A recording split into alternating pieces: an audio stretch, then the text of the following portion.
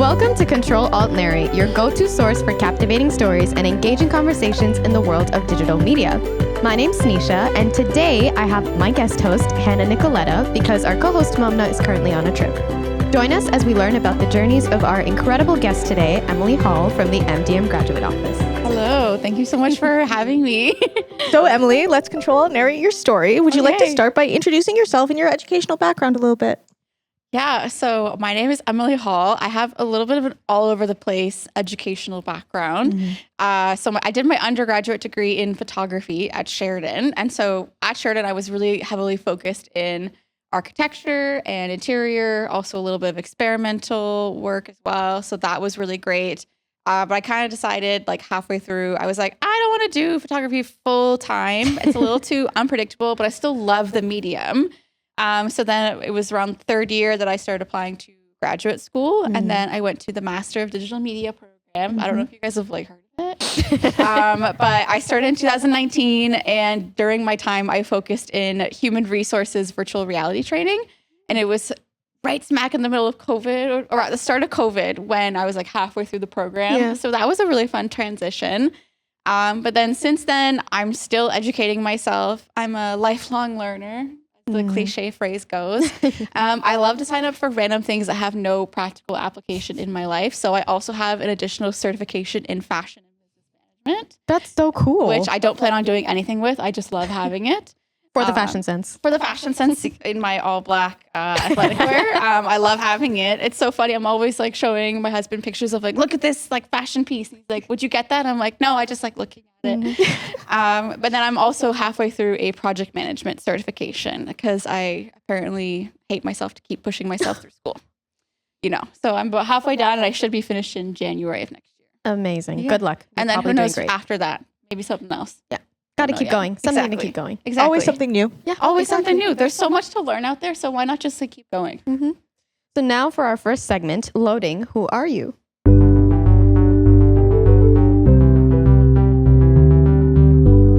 So what made you gravitate towards joining MDM, both as a student and then as a post-grad, like being the fantastic helper you are now for us? That's a really good question. To be honest, I wasn't necessarily looking for MDM when I first started. I didn't know what I was looking for, period. I was very lost sort of in my third year of school. In my fourth year, I was like, I don't know what I'm going to do for the rest of my life. I'm 21. Why am I like making all these like huge ass decisions? No one told me I was supposed to like have to do this. I just knew I wanted to upskill. And originally I had the intention of finding something that was more along the lines of like learning immersive imagery and like maybe museum studies. I didn't want to go into like curation or like film collection. I was like, that's not necessarily my path, but something maybe more technical. I don't have as many technical skills or like writing skills or like business skills that I might like to have. So then that's why I was applying to a few graduate programs. And then I found NDM and I was like, yeah, that one. I want to do that one. Oh, wow. Because I can learn about a bunch of different things. So that's kind of what, brought me towards MDM as a student. And then as an employee, because now I'm an employee, my first job out of college was actually working at a startup incubator and sort of in the business sector of things, doing what I do now, like program management, administration, project management, that sort of stuff. And that was really great. I worked there for about 3 years. And then all the projects I was working on, they were ending. So my time there was like naturally coming to an end. And so I messaged my thesis second reader, Michael Carter. And I was like, hey, I'm going to be on the market soon for a job. I'm interested in working in education, working with students. I love working with students because you guys are so fun to work with. You always have so many amazing new ideas, so much enthusiasm. You always just bring so much to the table that people who have been working in industry for a long time, like they just don't have that enthusiasm anymore, maybe. I don't necessarily know why. And so I was like, I jumped at the chance to become program administrator because not only did I love my time in the program as a student, I love the faculty and I love like the idea of getting to be able to be a part of, making curriculum and like having an impact on the industry, like in the future via my students. Yeah. You are our lifeline. So thank you so much for wanting lifeline. Yeah, totally. Yes. And academic wise, lifeline. So this is really funny to me that you said you weren't looking for MDM because everyone I've talked to seems to be like MDM came to them, like the one chooses the wizard type deal. Literally, it comes out of nowhere and it's kind of just like creeps up on you, and then suddenly it's like a gong going off in your head. Where like this one, it has to be this one. I don't know why, but it's this one. Yeah, I was working in university IT. And I was like, I want to make a video game real bad, and I was looking at like college programs to get into game design, and then MDM was like, want a master's degree? Yeah, do you want a master's degree in 1 year and not go through all the unnecessary stuff that you would have to in other places and just have fun and like make stuff? I was like, yeah, I could get why not? that. So I like that it just comes to people. I think It that's really definitely funny. does come to people. Yes. Yeah. It's like, what's that saying? Like, Thug Life chose me, I didn't choose it. MDM Life chose me always. And there's like a saying we have in the program of like, you know, you're an MDMer for life. Like once you graduate, like it doesn't go away. Yeah. I'm a testament to that. Robin, the marketing coordinator, for those of you who don't know, who are watching this, she's an MDM alumni with me as well. And all of the alumni, we like keep in touch. We come back to work for the program. And so like, you guys will be MDMers for life. Yes, we will. Yes, we will. And we have this podcast to share too, Exactly. which is amazing. You have this podcast. We have record of us being MDM. Yes, exactly. Oh yes, highest numbers ever. Yeah.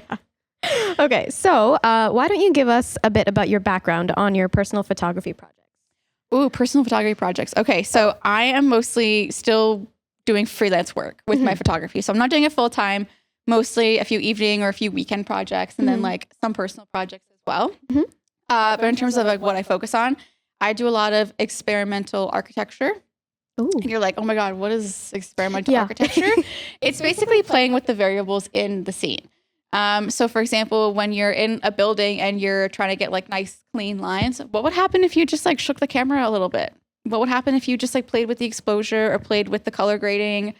What would happen if you, instead of making it digital, you printed onto like canvas paper or metallic paper? What would happen if you incorporated, like I've incorporated like cement into my works before to add like almost like painting textures. Wow. And the whole idea is like, how do I make this photography more like immersive? How do I make it more tangible for someone who doesn't want to interact with just like a digital medium and finds it like too flat? So that's kind of like my personal work, but then I still do other like commercial work, like you would sort of see for like architecture firms, interior designers, that kind of stuff.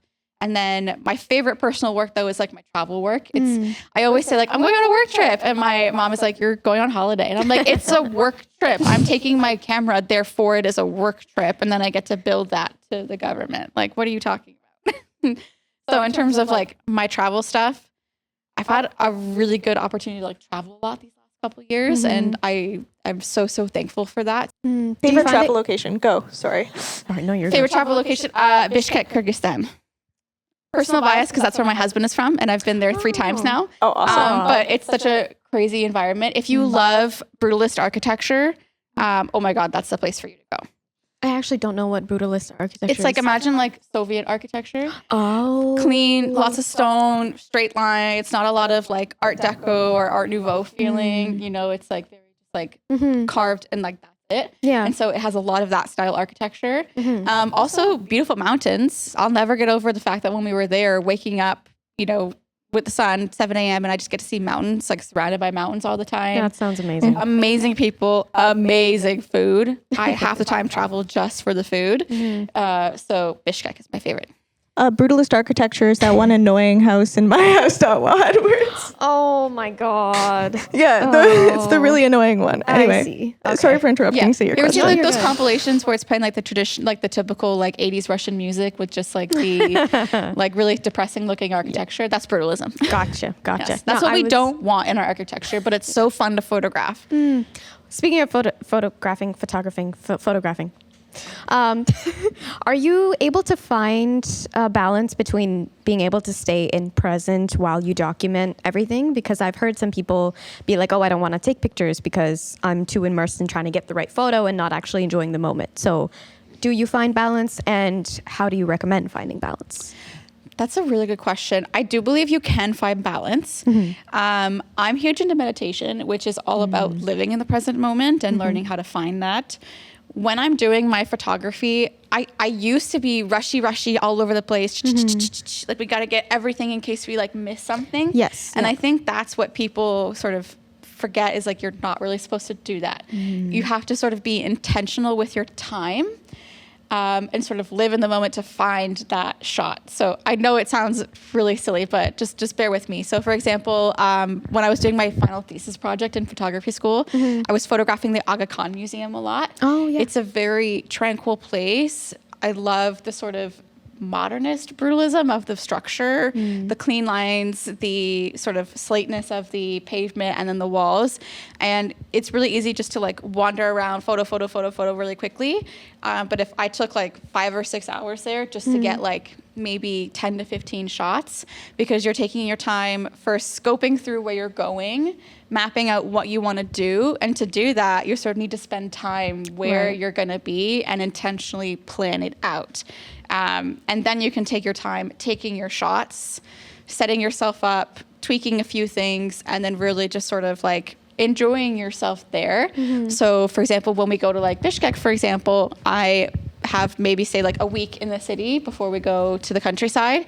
I know on this day I'm going to photograph this location, this day I'm going to do this day I'm going to do this. So let's say day 1 I'm going to the White House. I know I'm going to spend about 2 hours there. Realistically, I'm only going to spend about 30 minutes shooting. I'm going to spend 30 minutes before and after just observing the space and really like taking it all in, doing some people watching, because at the end of the day, when you're trying to do photography, you're storytelling, you're trying to give people a feeling, an emotion, a reaction. And so how can you really do that if you're rushing through everything?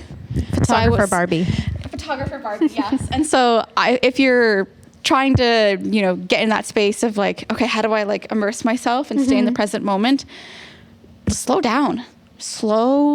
You don't need to take 500 images, maybe 10 to 20. And it will be very intentional and your work will be better for it. And you'll be happier with your work because you have taken the time to slow down and enjoy where you're at. And people will be able to feel that through your images. We'll put it into practice and get back to you. Yes. A good tip is when you notice that like rushing feeling in your chest, just like take a couple of deep breaths and then you'll do better. And same goes if you're not like a professional, you're just sort of like hobby, or like you just have like your iPhone or your digital camera, just a couple, maybe a quick video clip, because really the whole point of taking those photos is to remember it when you look back on it later. You're going to be remembering, oh yeah, not just this moment. You're going to remember, oh yeah, we were there and then we did this and then we did that as well. Like it's really more of like a thought prompt than anything. Right. Yeah. Really? Nice. Good answer. So next up, what is something that people assume about you that is totally wrong? You meet so many of us. Our cohort's huge. The cohort after us is pretty huge. It's pretty big, yeah. So what's something that people generally assume about you, either in this setting or another setting, that tends to be completely wrong? That's actually a really good question. Thank you. Yeah, Sneesha wrote I say actually like I'm not expecting you guys to have good questions. I'm taking no we're credit glad for you that think one. so. That was Sneesha. That's such a hard question. Okay. Based on my previous experience in the professional industry, I think people sometimes don't take me seriously because I am a little bit like photography Barbie. I can be very bubbly and, oh my gosh, hi guys, when you first meet me, and so energetic. And, I'm the person to put like smiley faces in my emails and like reply to GIFs over chats and like react with heart emojis instead of actually giving you like a worded response. And so I think sometimes people think I'm a little too all over the place and not necessarily serious. Interesting. But girl, just wait till I lock in. Just wait till I locked in. No one's escaping me. You should see my spreadsheet database. Everything is tracked. I am on my like so much more than I think people would expect. I can confirm, yeah. Oh, sorry. Can I not swear? Okay. No, but just give a warning like our previous guest. I'm on my stuff more than people would expect. Yeah. Well said. So what's one quote or mindset that you'd like to live by? Oh, okay. I should have been more prepared for like philosophical, like existential questions. Swear incoming. No, this is meant to be on the spot. Oh, I think your most natural Yeah, okay. answer. The most natural one that comes, like a quote that I wish I lived by a little bit more. Bob Marley, don't worry about a thing because every little thing is going to be all right. I'm a chronic overthinker. Me too. I'm a chronic over planner. Me too. Generalized anxiety disorder. My picture's in the dictionary definition. So I always logically tell myself, like, you don't have to worry. Things will be okay. But I have a hard time living by it. So I try to intentionally put that in my life. So I wish I kind of took that a little bit more in my stride. The positive side, it does keep me very organized and planned, which makes me feel better. But sometimes I do take it to an extreme level. Like nobody needs 5 different versions of a spreadsheet for planning a term schedule. Like you just need one, but I have 5. I think, what if this happens or what if that happens? I think you're talking to the wrong person because I made 5 to 6 different spreadsheet versions for industry schedule day. Sneesha's color-coded industry day. You got drop downs? You got drop downs? Yes, drop downs. I got formulas? Yes, formulas actually. Formulas for budgeting. Yeah. Listen, I need my things to be color coded because it motivates me to actually work on things and it just looks so much nicer. It does. When your spreadsheets look pretty, you want to work on them. Exactly. None of this boring number stuff. Exactly. Like, don't make it plain. And I was being clowned for it, but I will take pride in it. I'm Where's not the clowning you whimsy? for it. I'm going to teach you VBA and you're going to be unstoppable. Okay. I don't know what that is, but I'm It's excited. coding in Excel and it's horrible. Oh, God. But it makes things like you can make cool things. We need whimsy in Excel. Bring back whimsy. Yeah. Bring back whimsy. Exactly. I'm tired of green and white and black. That's it. Yeah. No more. No longer. All black. Make corporate things have better color palettes. Yes. Yeah. What's up with minimalism and everything? Minimalism has destroyed creativity. Hot take. Yeah. But it really has. In architecture and typefacing, clothing. Come on. Where's the extravagance? Yeah. Where's the energy? Why am I the only one showing up? Again, I know I'm in all black, but you caught me on an all black day. Hey, I cannot judge you. I saw a TikTok one day and I think it got in my head. I don't know if it's real, but it's like, oh, as a world, we're losing color. Everything is turning into like beige, gray, white, black. And I'm like, oh my God, in my future house, in interior design, I need like colors in every single room. I need to make sure that it's bright and poppy and it's not too crazy, but I need to incorporate color in everyday life. And now I try not to just dress plainly and have color in everything I do. But we're going like the opposite way. Like I feel like the generation before us, like I feel like maybe they grew up in like really cluttered sort of houses. Maybe their parents were hoarders low key. And so they got overwhelmed by stuff. And then they went reverse to let's have no stuff as a sign of like organization and cleanliness. And now our generation is like, that's so boring. I don't want to hit my like thigh on like a sharp bleep counter every time I turn the corner. Like what happened to that? I'm obsessed with like cottagecore homes. I love it. Those are cute. I think there are ways minimalism can be cool. I think there are ways it can be done. However, like you don't have to like bring color into things. Like I like a lot of gray, a lot of black. However, like own a plant. Yeah. Own a plant, open literally your windows, put The some bar's posters on the wall. Like there's so much room for everything. The bar is so low, you do not have to be a maximalist. Like you just have to find your personal balance. Yeah. That's it. That's all you got to do. I don't know. LEDs are cheap. That's true. You Pick up remember a the soldering era? iron. I remember when I was first in college walking past the residency buildings and like before everyone had the color changing LED lights, it would be like the solid like blocks of color. And I was like, damn, what a time. Yeah. What a time. What a time. What a time. There's a lot of LEDs in my house. Yeah. Same. But they're hidden. So I think I get a pass. You should get a custom LED sign with like your name. That would be really cool. You can get them on what Etsy. name? Like your name. Like Hannah? Yeah. Why not? I have Because one. I don't live alone. I have one with mine and my husband's name. So we just keep it up. It'd be really funny if I just hung a sign that said Hannah in my apartment and Trenton's like, Yeah, because Hannah lives here. Why not? Mine. Just put Hannah now? and Trenton on it. Exactly. Yeah. no, I'll next time we have a meeting, I'll show you my record wall. That's my testament to the LED wall is a signs. piece of art. Should belong in a museum. Love that. Be Gallery loved. walls. Love gallery walls. If you make a gallery wall, make it with your own art. Oh, yeah. Your own images. I have a dream of a mural with a bunch of sharks on it, like an underwater mural. What's your favorite kind of shark? This is a question for Aiden. Aiden's my resident shark guy. Currently lemon sharks. I love lemon sharks. Angel sharks, nurse sharks, scalloped hammerhead sharks, great white shark. I wanted to be a marine biologist when I was a kid, specifically with sharks. Wow. Leopard sharks. I'm very specifically an octopus person. Oh, okay. Really? Yes. So much an octopus person. Did you watch collect My Octopus them. Teacher on Netflix? I cried at the end of my... I cried. It was so good. It was my favorite. It's that. a guy, for those who don't know, a guy befriends an octopus. He goes under the ocean and this octopus starts interacting with him and he like follows it on a journey. And octopi are so cool because they like have brains in their tentacles essentially. So he's like, by touching this guy's arm, he's like interacting with it in ways we can't comprehend. And it's, if you know that, it's really touching to watch. Aww. Okay, now I have to octopi. rewatch it now that I know that. Because before I was like, oh, this is such a really sweet story. Like, Disney should make a movie about this. Why isn't there a movie about this? I will do anything involving octopi, but I'm not going to derail us anymore. What would your ultimate side quest be outside of work and school? My ultimate side quest is actually no side quest. My side quest is I just want to lay in a field and do nothing. That is my side quest. I respect it. My whole life is work, freelance, school, activities, other things. Where it's like, I am truly someone who just wants to like meadow rot.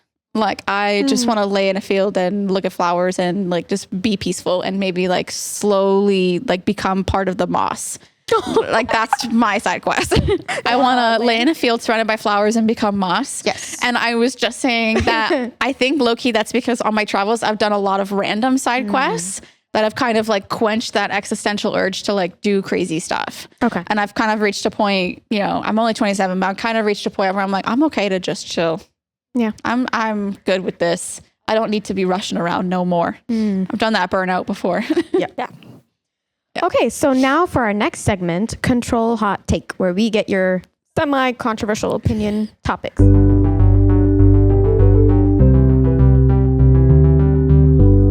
I love this first one. Yeah. What is it? LinkedIn. I hate LinkedIn. There we go. Okay, curse incoming. I hate LinkedIn. I hate it so much. Okay. Listen, I was forced to get LinkedIn in college, like many other people probably Same. will, you know, business networking. Yeah, that was great at the time. But now I think what really set me over the edge was that viral post that was going around where it was like, I got engaged this weekend. Here's what I learned about B2B sales. And I was like, are you joking? We've actually crashed. I'm crashing out. Like, it was someone got engaged and then this whole post was about like the ring buying process, like the whole concept of like getting engaged now and how it's like a social media business model. And I was like, I'm having an aneurysm. Why is this on LinkedIn? That's exactly my point. This is a Reddit post sort of thing. Exactly. This should have been an email. Like, this should have been like a text message, mind your own business kind of post. Yeah. Like, I don't know. On LinkedIn, we've lost the plot. Like, really, like it was meant to be business networking, like connecting with people within your industry or people outside of your industry. Yeah. And it's no longer like that. It's people posting trends. It's people posting way too much, in my opinion, in my personal opinion, hot take, too much personal stuff. TMI. Yeah. TMI stuff that like, okay, that's what Instagram or Facebook or your friends or your family is for. Yeah. Recruiters don't message you back ever. Yeah. A lot of places just post postings because they're legally required to for whatever reason. You go to click a job and it's like 10,000 applicants applied within the first hour. Well, incoming curse me. Like, it's not what it used to be. Yeah. And it's so unnecessary now. And I engage with it as little as I have to. Because I'm just like, it makes me depressed now. Because also I feel like it feeds into imposter syndrome so much for people, especially people your age, where you're just kind of trying to figure out yourself and figure out your skill set and where you can apply value, like in a workplace. Yeah. And everyone, you know, is blowing smoke up their to like, you know, make them feel better. And it's like, guys, we don't have to be doing this. We don't have to be doing this. And so my hot take is that LinkedIn should be shut down. Bring back in-person networking events. Yeah, I can agree with that. The way I would summarize it, if you don't mind me saying, is that everyone on LinkedIn who posts feels like they're trying to sell me a course.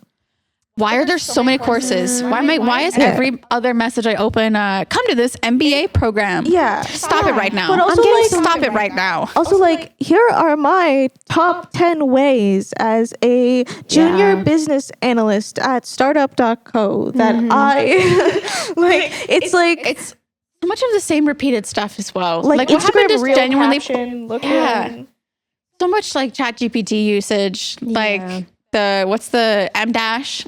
M dash. Yeah. So I think LinkedIn could be better if people posted genuine stuff when you needed to.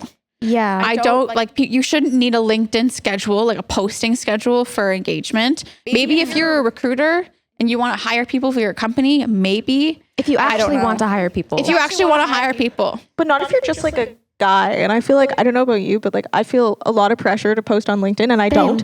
Yeah. And I fully don't.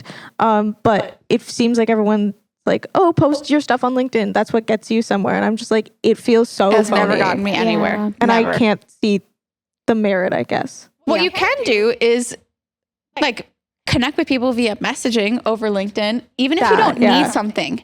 This is a really hot tip that my mom gave me. And listen, my mom like worked her butt off she works in the relocation industry. She's like, a really hot tip when you're trying to network with people is even if you don't need a job right now, start building a relationship with someone. That way if you do need something down the line, they're more inclined to say yes and to help you because it doesn't feel like right out the gate, you're asking for something from them. Right. So LinkedIn can be used in a positive way to like build genuine connections with people for work before you really need it. Instead of all this, like, it feels so performative now. It does. And I also will say, like, out of a ratio of maybe 50 messages, outgoing messages, I've gotten like one response back. There's just so much. Like, I always see posts like, this happens a lot, like in animation industry. I see it because I follow a lot of animation companies, and they're always like, we have these rules. Don't message me because I have 500 emails in my inbox. I'm like, I'm sorry, isn't that your job? Aren't you a recruiter? Yeah. Isn't that your job? I will say Chris was like one of our profs, Chris Alexander, was really good at like, he did connect me with someone on LinkedIn. I don't want to name drop, I guess. Yeah. He did connect me with someone on LinkedIn. And that was like really nice. And it was nice to like reach out, and I had a Zoom meeting with that person. That's good. That's good. So like I are enjoy good that things. part of LinkedIn. There are But, good things about it. Yeah, it's just the LinkedIn feed that feels like brain rot a little bit. It's become professional brain rot, and I can't take it anymore. Corporate brain rot. Corporate brain rot. I had to delete it from my phone, and I will check it once a week. I'll check it once a week on Monday morning to see if anything urgent came in.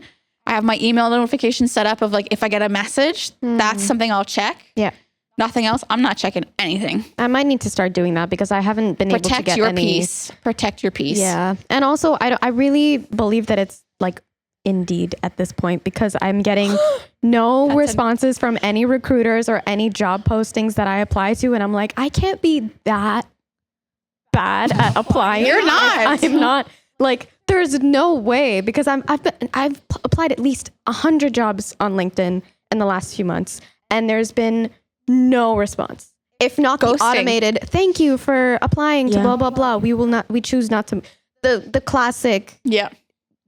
Also, like, if there's an easy apply button, like on LinkedIn, I don't trust it. Like, okay, but also if you take me to another website, like after I've already uploaded my resume, why are you making me fill in all the extra details if I've already uploaded my resume? Just read the resume. Yeah. Just read the resume. Oh, but it's to weed out who actually wants to apply. Anybody who applies to the posting wants to apply. Speaking of LinkedIn, what are your thoughts on Ghibligate, which is very popular and famous on LinkedIn right now? I'm going to risk sounding so mean and so controversial. I'll try not to curse. I hated Ghibligate. Hot take. I hated Ghibligate. I hated Ghibligate so much. Oh, it's Ghibli, not Ghibli? Or maybe is it, do I say it wrong? Is it Ghibli? Aiden, what is it? What is it? Ghibli. Okay. Thank you, Aiden. Okay. Gotcha. So explain maybe for the people that don't know and then why you hate it. Okay. So Ghibligate was basically pretty much AI version of like people's photos in the Hayao Miyazaki art style, the famous director for Studio Ghibli. And the reason I had such like a disdain towards it was not because people were using generative AI, was because Hayao Miyazaki has specifically come out several times saying that he hates AI. And I was like, he's not dead, but like rolling in his metaphorical grave, like hating this. Yeah. And I was just like, this is just a slap in the face to this creator and his style that he has like spent so much time crafting and perfecting. And also like the Ghibli Gate, like you're not capturing any of the real emotion when it comes to it. And so I really didn't like it. And so I just kept like, don't want to see this on my feed. Don't want to see this on my feed. Don't want to see this on my feed. And so other AI trends have been like fun, like that action figure one that came up like just after that. That was cool. I like that. But the Ghibli Gate, I did not like it, especially because my husband is an animator and a painter. So I had personal beef with it. Yeah. But like I said, this is my hot take. If you don't agree with it, that's okay. I That's wholeheartedly agree. with you. Okay, good. I'm in good company. No, for sure. Just because That's why we asked you. Yeah, just because you can make some things doesn't mean you should, especially if it's directly disrespecting the person that you took inspiration from. Yeah, if he was like, use it, have fun with it, I'd be like, all right, get your bag, like get your coin, get your work done. But since he was very much like literally quoted saying, AI is a stain on the face of humanity and it takes us backwards, I was like, don't like it. Yeah, that's definitely, it makes me sad to think about that, but it's a whole other conversation for a different day. It's a whole other conversation. I could go on for hours. Yeah. So we will move on. I digress. I digress. Yeah, but I digress. We know that social media can be a dangerous game. How do you feel, especially as someone who just told us you deleted LinkedIn? How do you feel about that? About social media in general? Yes. It used to be so fun. I miss the days of Instagram when I was a teenager where you could, have 5 different filters and almost like deep fry meme your photos. Yeah. Skittles and heart shoes and stupid quotes. Puppy ears. The crowns. All that stuff. I miss that when it was just so purely for like, I just want to share photos of my life with my friends. Yeah. That's what it was originally intended for. Now it's all become about marketing and algorithms, and it's always just trying to sell me something. Yeah. And performance in every single sense of the word, no matter what you're applying it to, which really sucks because like it could be so great. It could, like, the idea of having like someone on the opposite side of the world can gain news access to something happening over here, for example, that they would otherwise never know about, or vice versa. That's such a great thing and such a great way to avoid censorship. However, social media has become a absolute breeding, festering ground for like really questionable, horrific content for people just to like sell you stuff. It's become everything I hate pretty much. And so like I've been really actively working on spending less time on social media because I'll just find I pick my phone up unconsciously and then catch myself like flipping between the same couple apps. Yeah. And I'm like, girl, like what's this? What? Like why do my eyes hurt? Why does my thumb hurt? Like I had a thing in my thumb from like holding my phone. Oh my gosh. Like this. Like I'm sure like if you look at your pinky, you might see like a little indent from holding your phone. Look at your pinkies. Am I okay? You might see something.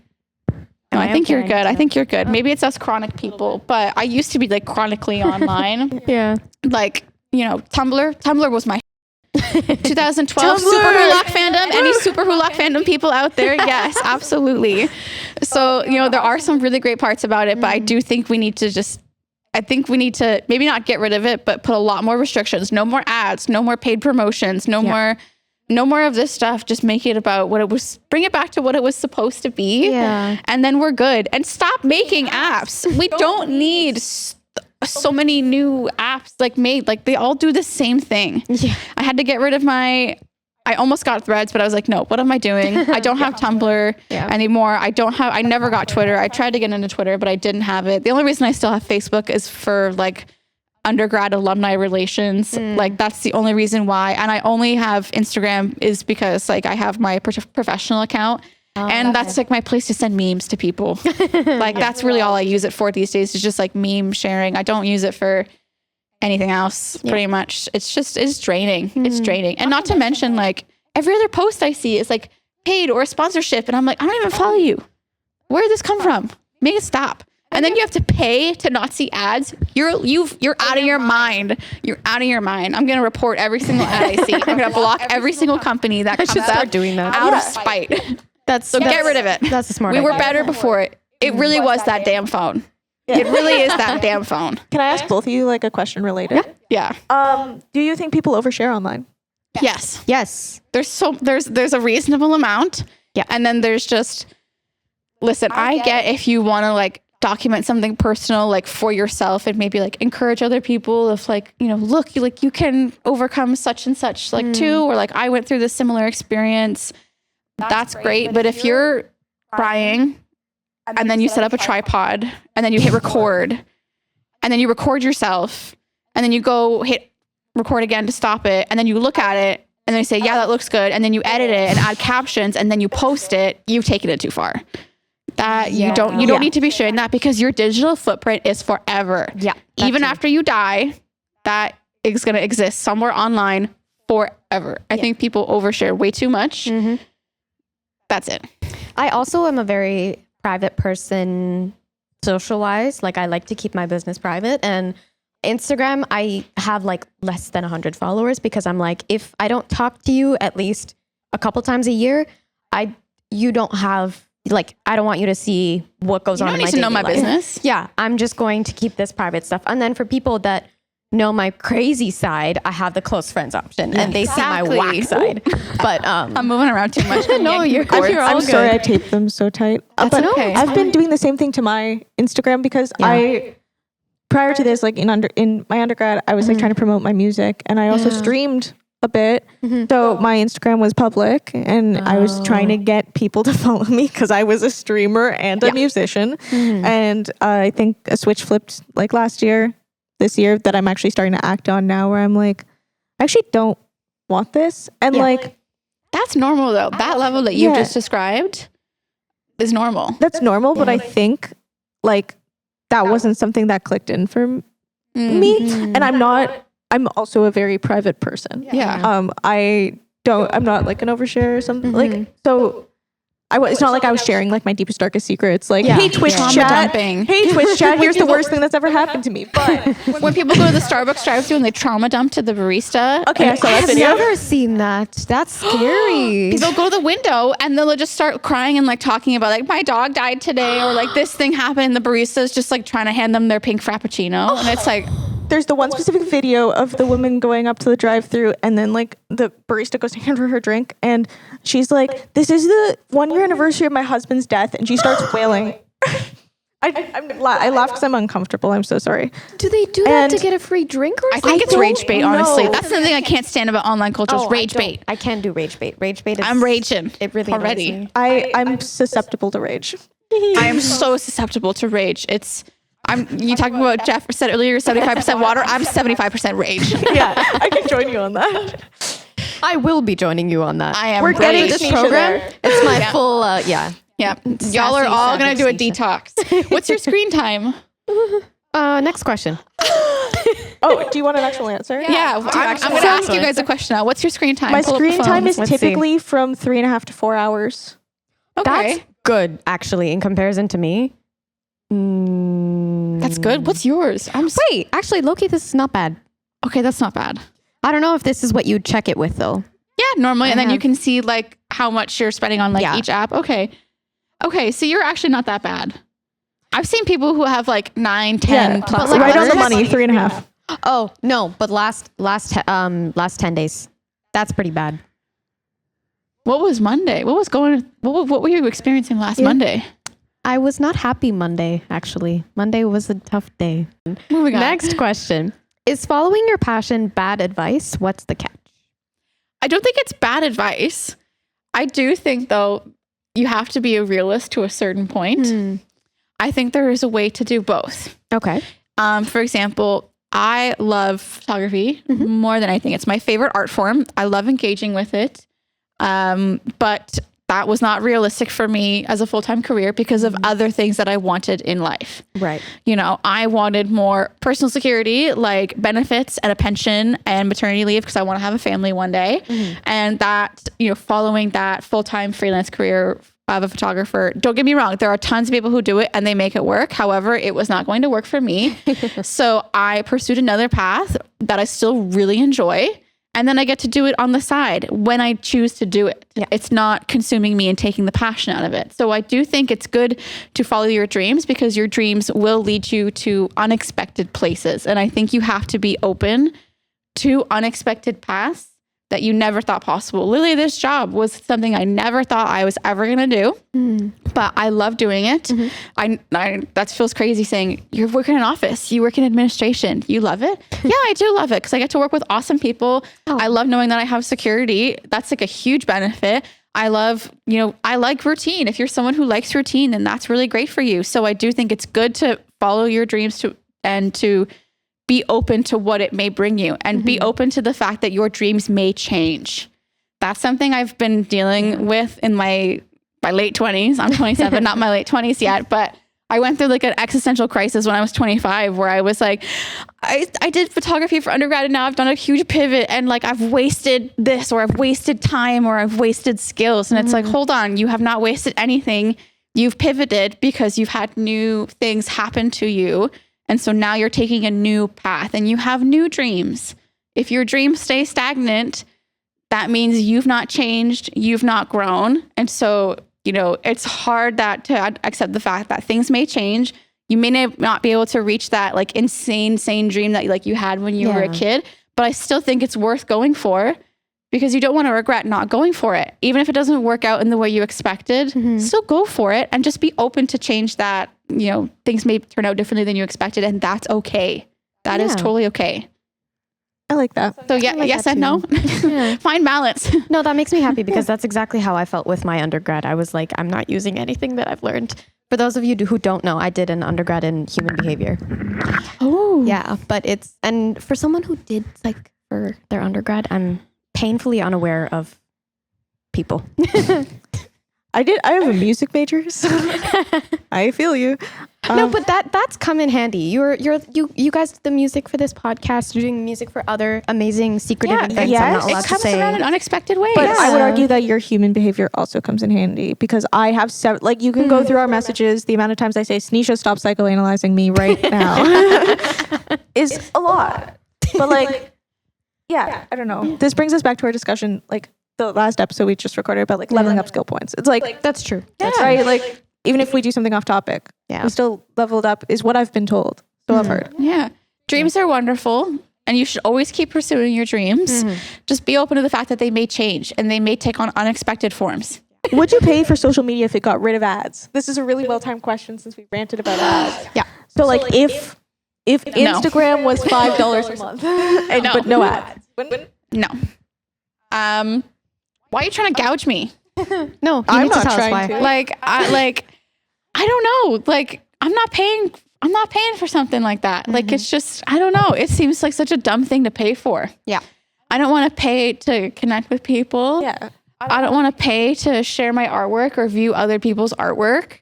The fact that I have to pay for companies to not promote things for me to buy is, I don't know. I wouldn't pay for it. I would rather just have my petty little game of blocking and reporting ads. That's way more fun. than paying for I agree it. with that. And not to mention, like, how many things do you like pay for like these days? Streaming services. Don't get me started on cost of living. Why add another thing? Oh, but plus side of that, maybe if we had to start paying for it, maybe a bunch of people would get rid of it.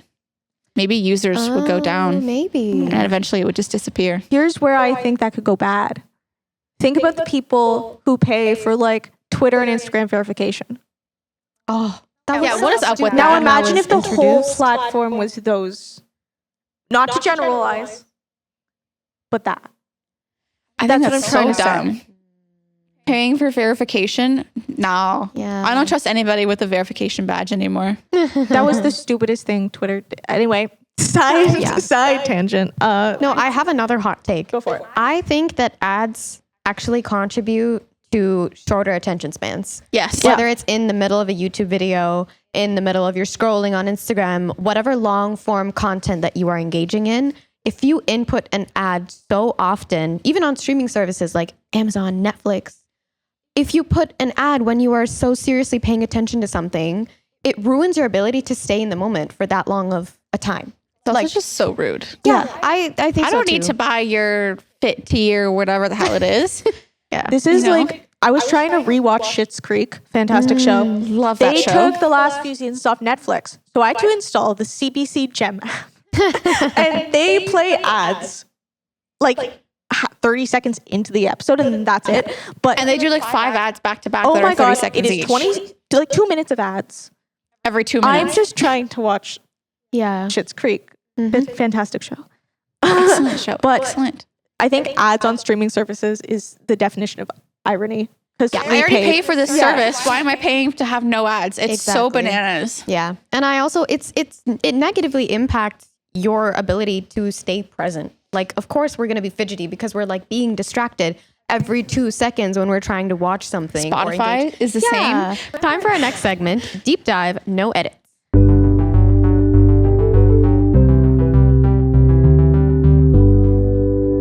So, if your life had no obstacles, describe to us what it would look like. Wildest dreams. Guess we heard about the moss one, so We did hear about the moss. So the moss one. Non-moss related. yeah. I mean, I'm such a huge travel bug. So if my life had no restrictions, I would just be like on the move traveling all the time. Like I'm actively planning my life around vacations. I'm going on a holiday in like 3 weeks.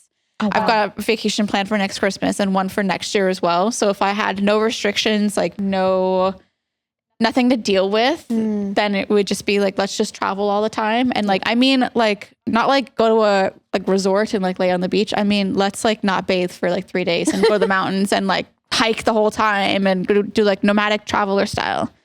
I love that. Question mark? Wholesome. Very wholesome. Because that's where you meet the best people as well. You have the best interactions fair. as well. It's like the best way to like connect with people in the most unexpected way as well. So yeah, I'd be all about that like nomad travel lifestyle. That's actually a really good segue into the next question. Yeah. So what? Oh, got it. So who is one person that inspires you? Me. You inspire us, inspiration. but not yourself. I don't know if it's like one person in particular. Honestly, this is gonna sound like so cheesy, No, but don't worry my about parents, Oh, my That's so cheesy, parents, that's so sweet. my parents inspire me more than anybody. My parents faced a lot of obstacles growing up. Yeah. And they've built a kick-ass lifestyle for themselves. They did an amazing job raising me and my siblings. They are someone that I really admire and they really inspire me. Hearing about their life growing up always inspired me to push myself for my future family as well. So yeah, I would say my parents, my mom and my dad. Shout out to Claire and Steven. Shout out to Claire and Steven. Shout out. Sorry, I'm reading this next question. I didn't know this. So this is really cool for me to read. Tell us about your time with Team Canada for the International Baton Twirling Competition. What? I had to edit in. You know I Okay, did. yes. Do other of you know what it is, baton twirling? Yeah, I do. Yes, Yeah. I do. Okay, for those of you in the audience who don't know, you ever watch like rhythmic, I can't speak, gymnastics where they have the whole team with the ribbons and then the metal sticks and hula hoops and everything? Yeah. So baton twirling is like the arm length metal stick that people twirl around and toss up in the air and do all kinds of tricks. It's a lot bigger in the United States, like halftime shows at like colleges, like girls get scholarships doing this like for stuff. So when I was 15, I had already been doing baton twirling for like maybe 6 years at that point. I had already been competing at a provincial and a national level already.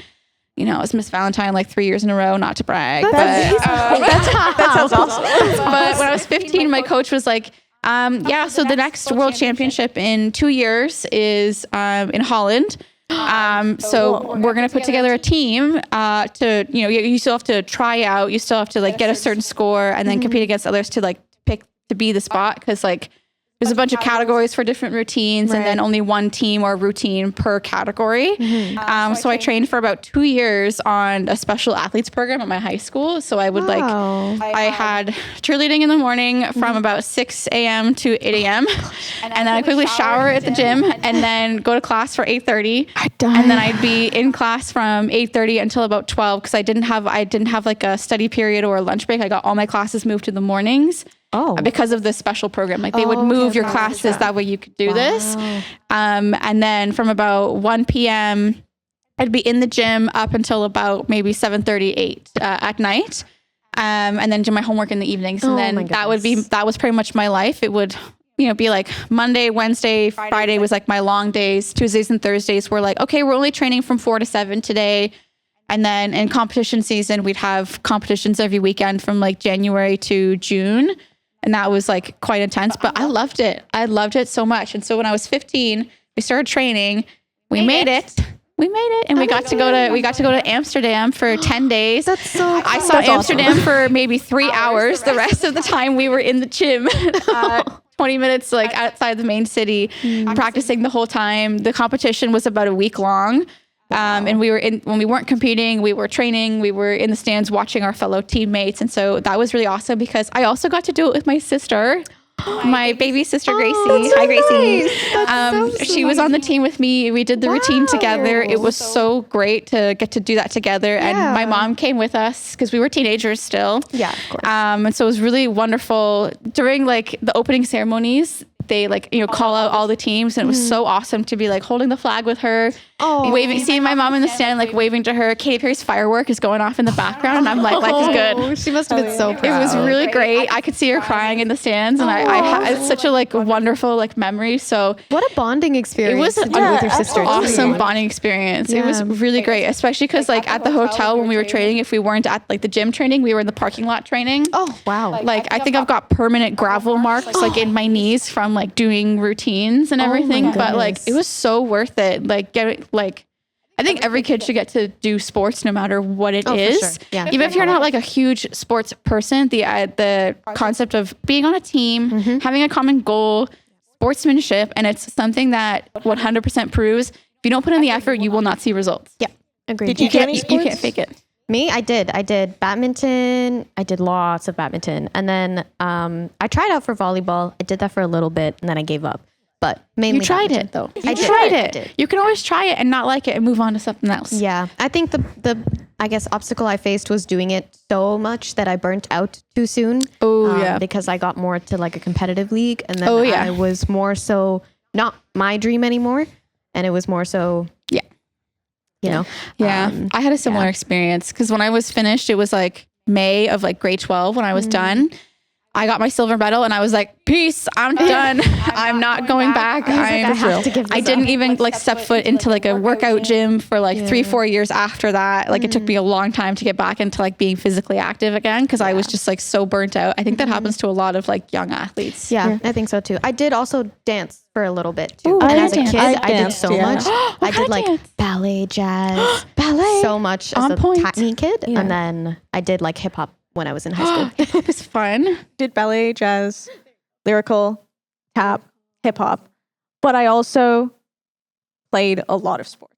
Like basketball, volleyball, softball, golf, tennis, but I hated it. I did badminton. Pretty much every sport I could get my hands on, I played. Badminton's really That's fun. incredible. Yeah, it is. I genuinely enjoyed it. I have no gripes about it. No hot takes on badminton. No hot takes. Love badminton. Genuinely lovable. So what were some of the most valuable lessons you learned during your time in Central and Southeast Asia? Be open to new experiences. I always keep coming back to this because when you block off your mind of, I don't like this, or I don't think I'll like that, you miss out on so many things. So I went to Central Asia first in 2021, just after things started to cool down from the pandemic. And I was going for my brother-in-law's wedding. So it was really fun to be there for a few weeks. But of course, where it was, I had never really heard of. I had certain sort of preconceptions about where we were going. And so I was nervous going on that trip. I had already kind of low-key convinced myself that maybe I'm not going to enjoy it because the food's going to be really different. I'm going to be so exhausted from an 11-hour time difference. I'm not going to be able to speak the language. I'm not going with anybody I know. I'm going with my husband, who was at the time my boyfriend. I was like, I'm going with my boyfriend, and it's going to be, I'm not really going to know anybody or be able to do anything on my own. Surprise, surprise, the exact opposite happened. And I've now lived there twice for about 4 months each time. Wow. I started learning Russian because of my experience there. I've got to have a whole new food palette. I make plov maybe once a month now, which is so good. I learned how to make so many amazing new recipes. We celebrate Kyrgyz holidays now because that's where he's from. It's Kyrgyzstan. And we went to Kazakhstan as well, which was so fun. Our next trip is actually going to be hopefully to Uzbekistan. Nice. And so it opened up like a whole new part of me I didn't know existed because I was scared about being on my own. And now I'm like, okay, how do I now navigate time being on my own in a place I'm not really familiar with? It's scary. It was very scary. So for example, there'd be some days where like they'd be doing wedding activities and, you know, Akbar was not free to hang out with me that day. I didn't want to hang around the apartment all by myself. So I would say, okay, I'm going to walk around this 5-block radius and just like look around. And so it really taught me like a crazy level of independence I didn't know that I had, which was really cool. And same thing with like going to the mountains, like trying, like I'm not talking about like, oh, like in Northern Ontario where you drive like 2 hours and you get to like kind of central Northern Ontario, not really Northern Ontario, but you get to like the low key wilderness and you know, it's like, it's really beautiful. Don't get me wrong. But when you're going like 12 hours on a bus, like out to the middle of nowhere, there's no cell reception. The air's kind of thin up there. You're really pushed into some new boundaries for yourself, you know, that you would never expect. And like learning how to just go with it opens up so much more. And so that was like, I think my most valuable lesson traveling through Central Asia was like learning this newfound independence I didn't know that I had. That's awesome. That's really awesome. I love that answer. I've become like an unofficial tour guide for the country. That made me like giddy. Yeah, I loved that. Are you an eldest? You are an eldest daughter, right? I'm the eldest daughter, but I'm a middle child. So I'm the oldest of, I'm the oldest. Counts. Yeah. I think that still counts. Yeah. I'm the eldest daughter of an eldest daughter of an eldest daughter of an eldest daughter. And I'm also a Virgo and a middle child. I was going to say we thrive when we get like into like the cards, being comfortable in traveling. Yeah. We just thrive. The cards are kind of stacked against me in every other aspect of my life in terms of like chaos and like organization and like having to control everything. But when it comes to travel, girl, my brain's off. My brain is off and I'm living in the moment. And yet to experience that. I need to learn that. I'm really... I'll take you guys. Please do. Please do. If I ever go back, I'm putting out a public call of, hey guys, I'm here. Come visit me. We will. Anyone who wants to come, I'll take you to the mountains.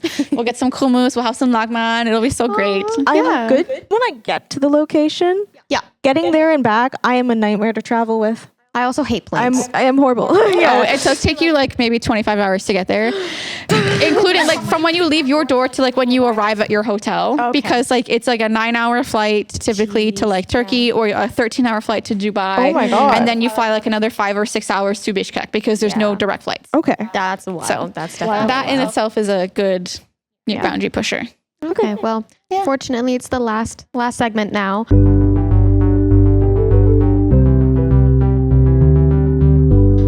Before you go, Can I come back? Time went by. Of course, we would love This to is have so you. Are you ready for a rapid fire? Yeah. Okay. I love yapping, so this has been great. Okay. Rapid fire questions. If you could add one completely useless but fun feature to any app, what would it be? Remove ads.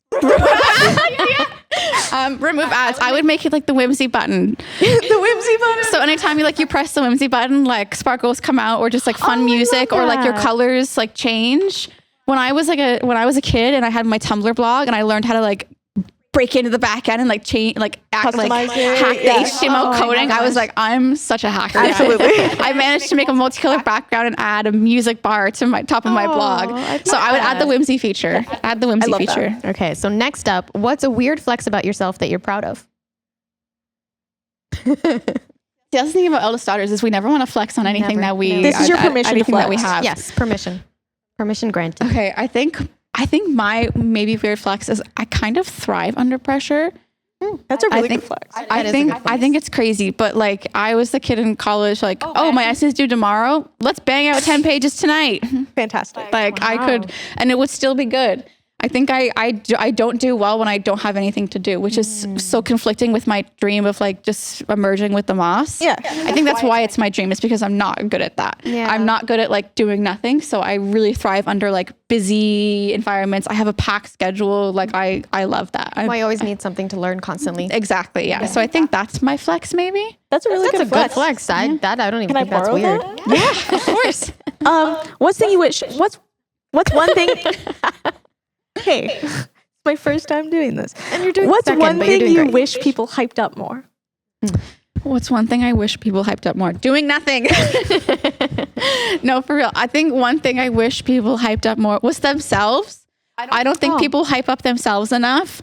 I think everyone's constantly riddled with imposter syndrome. And so hyping up yourself, I think everyone needs to implement that more. Yeah. Also houseplants. Good answer. I think people need to hype up houseplants more. These are Moss. really like sweet answers. Very, very sweet. I and like wholesome. that a lot. I love it a lot. Thank you. Emily, you're fun. Yeah, so much fun. If your personality were a type of camera, what would it be? For example, Polaroid, digital, DSLR, etc. I think I'm actually going to not go with a Polaroid or a DSLR. I'm going to go with a pinhole camera. Nice. I'm going to go with a pinhole camera because you really got to take your time with that one. And that's what I'm all about. Yeah. I think the pinhole cameras are so fun because you really just have to be so intentional with it. You got to take your time, set it up and execute it properly. And then, I also just kind of love darkroom work. I love the chemical stuff in the darkroom. So getting to develop after is really fun. Photographer. I like the long process. Yeah. Awesome. Yeah. I'm all about the process. Gotcha. What's a made-up holiday you'd celebrate? Does it count if it's like in a book? Yeah, that's fine. September 22nd. It's Bilbo Baggins' 111th birthday. Perfect. And it's also Frodo Baggins' birthday. Approving nods from the Lord of the Rings fans of the crew. Everyone is. I've read the books, but I'm listening to the audiobook because it's just so fun. Yeah. And I'm at the birthday scene. He's like, "It's my 111th birthday." And he's all drunk. Love it. That's my made up holiday. Awesome. Okay. If you could time travel and give yourself advice before starting MDM, what would you say? I don't think I would change anything I did though. But advice doesn't have to be changing something.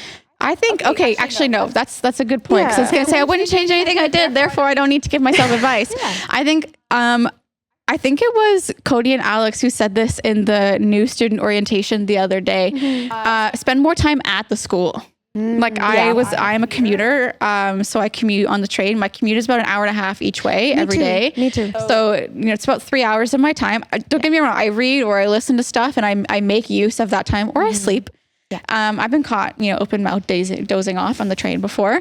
But I think spending more time at the school doesn't matter if you're tired. Just spend more time at the school, even if you're just sitting in a classroom working by yourself. Just spend more time there. I think that's something I regret. So now as a staff member, I go to workshops that I wouldn't have gone to when I was a student. I peek my head into classes whenever I can, even if it's not a class I'm like 100% interested in. I'm just like curious. Spend more time at the school. Noted. Well, thank you for joining us, Emily. Thank you. An absolute pleasure to have you. Thank you. We truly appreciate you putting aside your time to be here. Of course. Thank you so much for thank you having so me. much for I'll being happily here. come back if you're not sick of me. Yes. Oh, we We're wouldn't never be sick sick of of you. you. Never I'm sick of legally you. required. I'm kidding. She is legally required to say that. I'm legally required to never be I sick of have missed Emily. you these last couple of weeks since we've been having a break from I our have meetings. missed our Monday yaps because that's what they are. That's what it is. We Well, you talk can about call work. them We get meetings, but they're our yaps. disclaimer. We get our stuff done. We do. We get the work done. But then when we want to yap, we will yap, and we're not ashamed of that. We have a yap section. Like We do. after we're done, it's we like call it other items. yeah, it's like what do you need? It's like yeah. I Exactly. love that. I love it's that. great. That's Missed our Monday exactly how yaps. you This succeed. was a Monday good yaps. return. Yeah. There you Is go. this is a Monday? It is a Monday. This is a Monday. Monday Should we yaps. celebrate the Monday? The Monday yap sessions. We Love should it. celebrate the Mondays. I Yeah. agree. But to our audience, Yes, celebrate the Mondays. We appreciate your time and support. Thank you so much for Thank you, listening. And guys. see you on our next episode. See you on the next episode. Bye.